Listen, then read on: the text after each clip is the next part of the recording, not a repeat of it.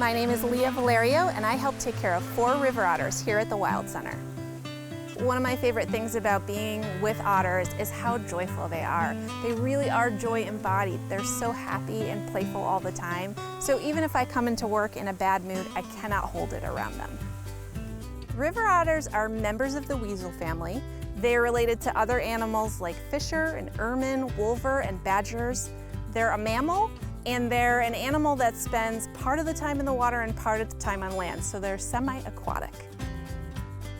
The river otters here at the Wild Center are all rescue animals. Some of them came to us as orphans. They were abandoned by their mothers as young pups, and they weren't able to survive on their own, so they call the Wild Center home.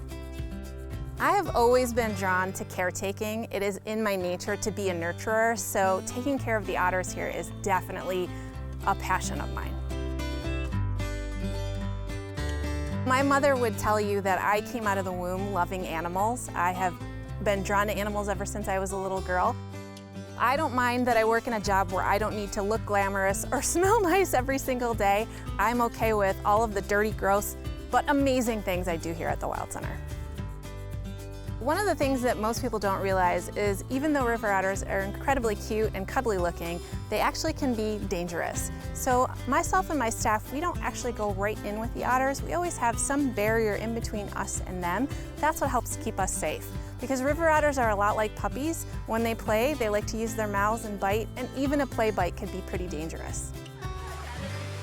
We feed the otters in many different ways.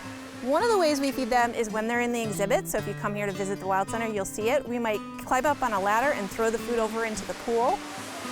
Ew!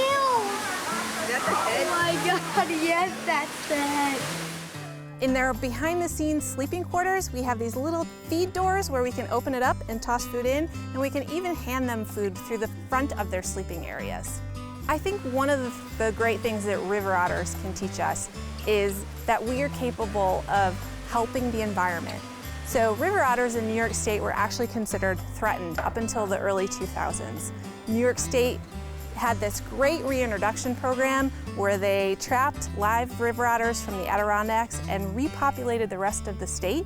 Their numbers are doing so well now that they're no longer considered threatened, and they're actually doing really well across the state. So it's a wonderful story of environmental success.